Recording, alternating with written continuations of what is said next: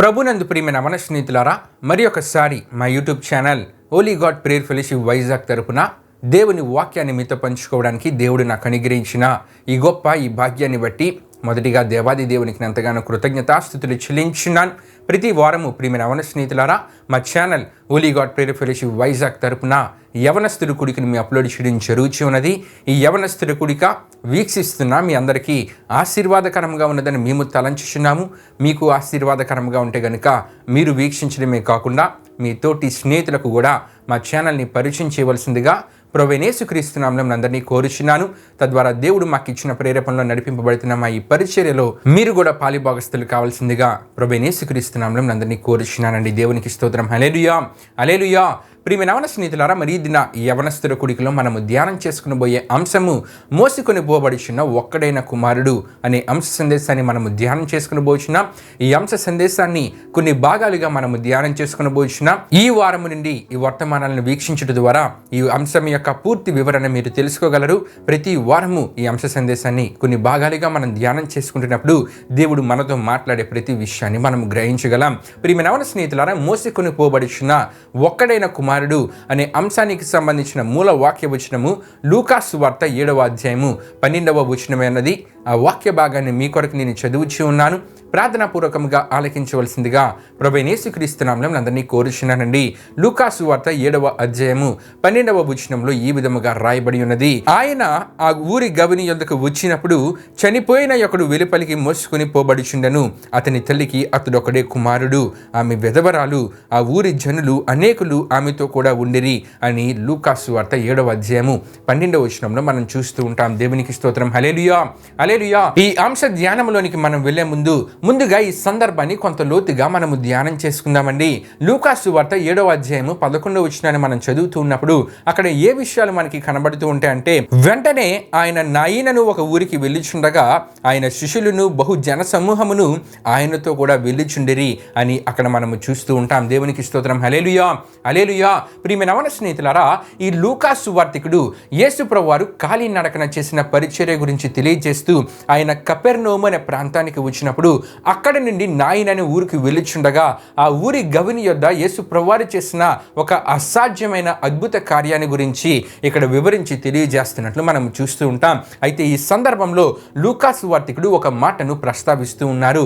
ఏమిటి ఆ మాట అంటే, వెంటనే అనే మాటను ఇక్కడ లూకాసు సువార్తికుడు ప్రస్తావిస్తున్నట్లు మనము చూస్తూ ఉంటాం. నిజానికి ప్రియమైన యవన స్నేహితులారా, ఈ నాయిన్ అనే ఊరు నజరేతుకి 10 కిలోమీటర్ల దూరంలో ఉన్న ఊరండి. ఈ నాయిన్ అనే ఊరు చాలా పెద్ద ఊరు. చాలా మంది లూకాసు సువార్త 7వ అధ్యాయం 11వ వచనంలో ఈ ఒక ఊరు అనే మాటను చూసి ఈ నాయిన్ అనే ఊరు చాలా చిన్న ఊరు అని చెప్పి భావిస్తూ ఉంటారు. కానీ ఇది చాలా పెద్ద ఊరు అని చెప్పి చరిత్ర మనకు తెలియజేస్తుంది. ఇది ఎర్మోను అనే కొండ ప్రక్కన ఉన్న ఒక చాలా పెద్ద ఊరండి. ఈ విషయాలు మనకి ఏ సత్యాన్ని మనకు తెలియజేస్తూ ఉన్నాయంటే, యేసు ప్రభువారు కాలినడకన చేసే పరిచర్యలో భాగంగా కొండ ప్రక్కన ఉన్న ఊర్లకు లేకపోతే కొండకు ఆనుకుని ఉన్న ఊర్లకు వెళుతూ దేవుని రాజ్య సువార్తను ప్రకటించేవారు. అంతేకాకుండా మారు మనసుకు సంబంధించిన విషయాలను వారికి బోధించేవారు. అంతేకాకుండా తన మహిమను ఆయా స్వస్థత కార్యాల ద్వారా, ఆయా అద్భుత కార్యాల ద్వారా తన యొక్క మహిమ ప్రత్యక్షతను వారికి అనుగ్రహించేవారండి. దేవునికి స్తోత్రం. హల్లెలూయా, హల్లెలూయా. అయితే యేసు ప్రభువారు చేసిన పరిచర్యలో సోమరితనానికి గాని అలసత్వానికి గాని రేపు ఉంది కదా అనే ధీమానికి గాని చోటీయకుండా వెంటనే పరిచర్యలో పాల్గొన్నట్లు, వెంటనే పరిచర్యకు వెళ్తున్నట్లు ఈ సందర్భ విషయాలు మనకి తెలియజేస్తూ ఉన్నాయి. అయితే వెంటనే యేసు ప్రభువారు పరిచర్య చేయటకు గల కారణము కూడా తన శిష్యులకు తెలియజేస్తున్నట్లు యోహాను సువార్త 9వ అధ్యాయము 4వ వచనంలో మనం చూస్తూ ఉంటాం.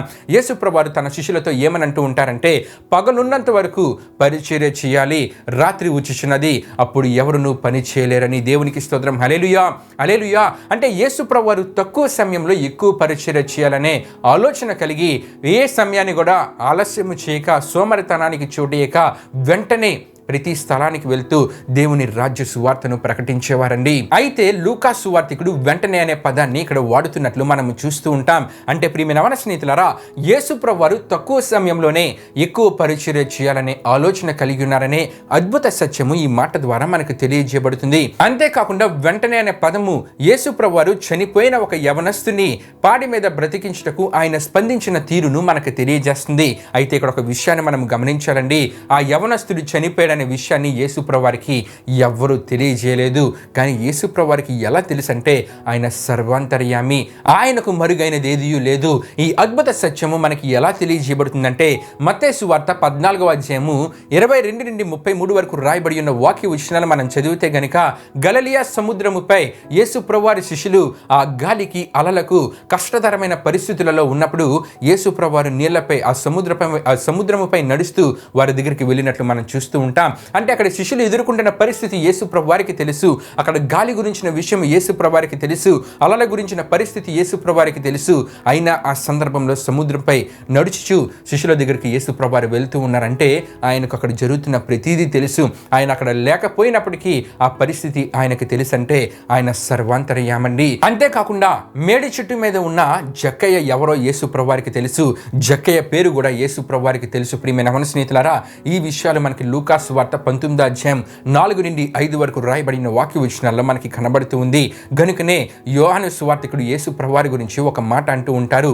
ఏమని అంటూ ఉంటారంటే యోహాను సువార్త 2వ అధ్యాయం 24 నుండి 25 వరకు మనం చూస్తూ ఉంటే గనక యేసు అందరినీ ఎరిగినవాడు, మనుషుని అంతర్యమును ఎరిగినవాడని అక్కడ తెలియజేస్తూ ఉన్నారు. అంటే అపోస్తలుడైన పౌలు గారు కొలస్సీలకు రాసిన పత్రిక 2వ అధ్యాయం 9వ వచనంలో రాసి తెలియపరుస్తున్నట్లు దేవత్వం యొక్క సర్వ పరిపూర్ణత శరీరముగా క్రీస్తునందు నివసించుచున్నదని మనము తప్పక గ్రహించాలండి. దేవునికి స్తోత్రం. హల్లెలూయా, హల్లెలూయా.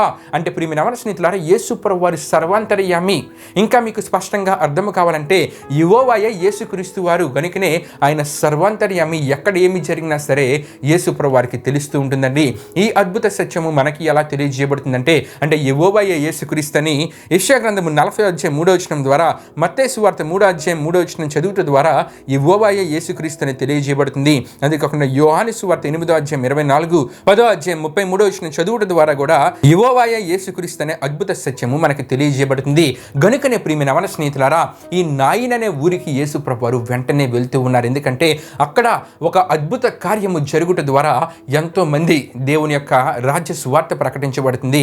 ఎంతో మంది ఆ అద్భుత కార్యాన్ని గురించి తెలుసుకొని దాని గురించి విని దాన్ని చూచి వారు యేసుప్రభువారి యందు విశ్వాసం ఉంచుతారు. గనుక వెంటనే ప్రియమైన మన స్నేహితులారా, యేసుప్రభువారు ఆ ప్రాంతానికి వెళ్తున్నట్లు మనం చూస్తూ ఉంటాం. దేవునికి స్తోత్రం. హల్లెలూయా, హల్లెలూయా. అంతేకాకుండా ఈ లూకా సువార్తను మనం చదువుతూ ఉన్నప్పుడు ఈ లూకా సువార్తికుడు వెంటనే అనే మాటను మరి ఒక సందర్భంలో కూడా వాడుతున్నట్లు మనం చూస్తూ ఉంటాం.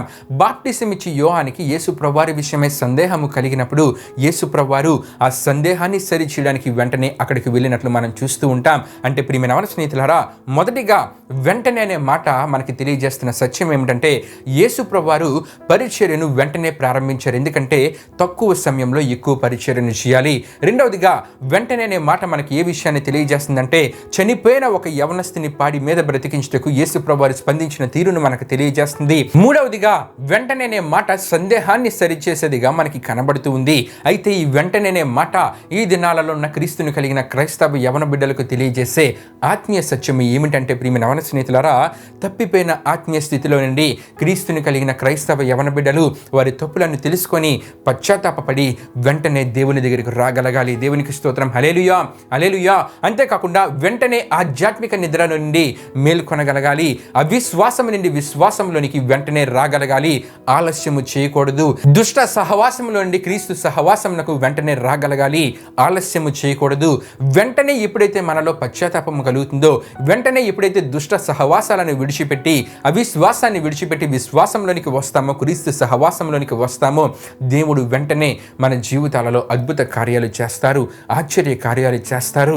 గనుక ప్రియమైన యవన స్నేహితులారా, మన యవన కాలంలో క్రీస్తుని కలిగిన క్రైస్తవ యవన బిడ్డలమైన మనము వెంటనే ఆయన నీతిని, పరిశుద్ధతను, సహవాసాన్ని కలిగినటకు త్వరపడినప్పుడు దేవుని వాక్యంలో మనం చూస్తూ ఉంటాం. కీర్తన గ్రంథము 81వ కీర్తన 14వ చరణంలో ఉన్నట్లు, వేగరమే నీ శత్రువులను అనగదురుకును, నీ విరోధులను కొట్టును, వారి నీకు లొంగునట్లు చీననే అద్భుతమైన వాగ్దాన ఆశీర్వాదాన్ని మన జీవితంలో మనం పొందుకోగలం. అంతేకాకుండా యెషయా గ్రంథము 58వ అధ్యాయము 8వ వచనంలో ఉన్నట్లు, స్వస్థత నీకు శీఘ్రముగా అంటే వెంటనే లభించునని మనం చూస్తూ ఉంటాం. అదేవిధంగా యెషయా గ్రంథము 58వ అధ్యాయం 9వ వచనంలో ఉన్నట్లు, నీవు పిలువగా ఆయన నీకు ఉత్తరమిచ్చును, నీవు మొరపెట్టగా ఆయన నేనున్నానను అనే అద్భుతమైన వాగ్దాన ఆశీర్వాదాన్ని మన జీవితంలో మనం పొందుకోగలం. మత్తయి సువార్త 8:13 ఉన్నట్లు ఆ గడియలోనే, అంటే వెంటనే అతని దాసుడు, అంటే శతాధిపతి దాసుడు స్వస్థత పొందినట్లు ఇటువంటి స్వస్థత కార్యము మన జీవితాలలో, మన ఇంట్లో కూడా మనము చూడగలం. అంతేకాకుండా మార్కు సువార్త 5:29-30 ఉన్నట్లు వెంటనే రక్తధార కట్టే స్వస్థతను నీ శరీరంలో ఆయన ప్రభావము ద్వారా నీవు చూడగలవు. దేవునికి స్తోత్రం. హల్లెలూయా, హల్లెలూయా. ఈ చివరి సందర్భాన్ని మనం ఆలోచిస్తే గనుక 12 సంవత్సరాల నుండి ఒక స్త్రీ రక్తస్రావ రోగముతో బాధపడుతూ ఉన్నారు. ఆమె ఇల్లు యేసు ప్రభువారి వస్త్రపు చింగు మాత్రమే ముట్టినప్పుడు వెంటనే ఆమెకు ఏం కలిగిందండి? స్వస్థత కలిగినట్లు మనం చూస్తూ ఉంటాం. ప్రియమైన ఎవరి స్నేహితులారా, వెంటనే మన జీవితాలలో ఇటువంటి అద్భుత కార్యాలు చూడాలంటే వెంటనే మనము స్పందించగలగాలి. వెంటనే మనలో ఉన్న పాపాన్ని విడిచిపెట్టగలగాలి, దుష్ట సహవాసాలను విడిచిపెట్టగలగాలి, అవిశ్వాసం నుండి బయటకు రాగలగాలి. అప్పుడే మన జీవితంలో ఇటువంటి అసాధ్యం అనుకునే అద్భుతమైన కార్యాలను మనము చూడగలం. అయితే మీ అందరిలో ఒక ఆలోచన రావచ్చు, మనము తీసుకున్న అంశ సందేశం ఏమిటి, మనము ధ్యానం చేసుకుంటున్న విషయాలు ఏమిటని. వెంటనే అనే మాట గురించి ఇన్ని విషయాలు ఎందుకు తెలియజేస్తూ ఉన్నానంటే, మనము తీసుకున్న అంశ సందేశము మనకి పూర్తిగా అర్థము కావాలంటే ప్రియమైన స్నేహితులారా, ఆ సందర్భాన్ని కూడా ఎంతో లోతుగా ధ్యానం చేసుకోవాలి. గనుకనే ఇంత వివరంగా ఈ సందర్భ విషయాలను మీకు తెలియజేయడం జరుగుతూ ఉన్నది. అయితే ఒక విషయాన్ని మాత్రం మీరు మర్చిపోవద్దు, దేవుడు, మనము ఆరాధిస్తున్న దేవుడు వెంటనే స్పందించే దేవుడై ఉన్నారు. దేవునికి స్తోత్రం. హల్లెలూయా, హల్లెలూయా. ఆయన విను వెంటనే స్పందించే దేవుడు. ఒకవేళ మీ జీవితాలలో ఆయన విను వెంటనే స్పందించడం లేదంటే మీ జీవితంలో ఏదో ఒక లోపం ఉంది. దానిని మీరు ఎలా తెలుసుకోగలరంటే, మోకాళ్ళ మీద కన్నీటి ప్రార్థన చేసినప్పుడు మీ జీవితంలో ఉన్న లోపాన్ని గ్రహించి దాన్ని సరి చేసుకున్నట్టు ద్వారా వెంటనే నీ జీవితంలో నీవు దేవుని ద్వారా అద్భుత కార్యాలను చూడగలవు. దేవునికి స్తోత్రం. హల్లెలూయా, హల్లెలూయా. అయితే ప్రియమైన స్నేహితులారా, లూకా సువార్త 7:11 ఉన్నట్లు వెంటనే ఆయన నాయనను ఒక ఊరికి వెలుచుండగా ఆయన శిష్యులను బహు జన సమూహమును ఆయనతో కూడా వెలుచుండిరి అని అక్కడ మనం చూస్తూ ఉంటాం. ఆయనతో వీరందరూ కలిసి వెళ్తూ ఉన్నప్పుడు ఆ మార్గములో ఏమి జరిగిందనే విషయము వచ్చే వారము మనం ధ్యానం చేసుకుంటూ ఈ అంశ సందేశంలో మనం ముందుకు వెళ్దామండి. ఈ వారము మనకు తెలియజేయబడిన ఆత్మీయ సత్యం ఏమిటంటే, మనలో ఉన్న దుష్ట సహవాసాలని, మనలో ఉన్న పాపాన్ని, మనలో ఉన్న అవిశ్వాసాన్ని ఈ వాక్యము వింటున్నప్పుడే వెంటనే విడిచిపెట్టినప్పుడు దేవుడు వెంటనే నీ జీవితంలో కార్యాలు చేయడానికి స్పందిస్తారు. దేవుడి పరిశుద్ధ వాక్యాన్ని మన వినికిడిలో దీవించునుగాక. ఆమేన్. ప్రియమైన మన స్నేహితులారా, యవనస్తుల కూడికను ముగింపు ప్రార్థనతో మనం ముగించుకుందాం. అందరూ కంట్లు మూసుకుని తలలు ఉంచుకుని ప్రార్థనలో నాతో పాటు ఏకీభవించవలసిందిగా ప్రభువైన యేసుక్రీస్తు నామములో మిమ్మల్ని కోరుచున్నానండి. ప్రార్థన చేసుకుందాం. మహిమాస్వరూపైన మా ప్రభువా, జీవాధిపతి అయిన యేసయ్యా, నీ ఘనమైన నామమునకే మహిమ ఘనత ప్రభావం చెల్లించున్నాం దేవా. ఇప్పటి వరకు జరిగిన యవనస్తుల కూడికలో మాతో పాటు తోడుగా ఉండి నడిపించిన దేవా, మీకే వేలాది వందనములు, కృతజ్ఞతాస్తుతులు చెల్లించిన యేసయ్యా. మరి ఇప్పటి వరకు మోసుకొని పోబడుచున్న ఒక్కడైన కుమారుడు అనే అంశ సందేశాన్ని ధ్యానం చేసుకోవడానికి మీ కృపను కాపుదలను మాకు అనుగ్రహించిన దేవా. వారి జీవితాలలో ఏమైనా దుష్ట సహవాసాలున్నా, అవిశ్వాసము ఉన్నా వెంటనే దాన్ని విడిచిపెట్టి నీ కొరకు నమ్మకంగా జీవించుట ద్వారా వెంటనే నీ ద్వారా అద్భుత కార్యాలను వారి జీవితాలలో వారు అనుభవించగలిగేలా, అద్భుత కార్యాలను, స్వస్థత కార్యాలను, ఆశీర్వాదాలను వారి జీవితాలలో వారు చూడగలిగేలా, అటువంటి ఆత్మీయులనికి వారు రాగలిగేలా అద్భుత కార్యాన్ని చేయండి. ఈ యవనస్తుల కూడికను వీక్షించిన ప్రతి యవన సహోదరుని, యవన సహోదరిని మీరు దీవించండి, ఆశీర్వదించండి. ఈ యవనస్తుల కూడిక ప్రారంభము మొదలుకొని ముగింపు వరకు తోడైనందుకు మీకే వేలాది వందనములు, కృతజ్ఞతాస్తుతులు చెల్లిస్తూ యేసు పరిశుద్ధ నామములో అడిగి వేడుకొనిచున్నాం తండ్రి. ఆమేన్. యేసు రక్తమే జయం, ప్రవేశ రక్తమే జయం, ప్రవేశ రక్తమే సంపూర్ణమైన విజయం, అపవాది క్రియలకనంత నాశనము కలుగునుగాక. ఆమేన్.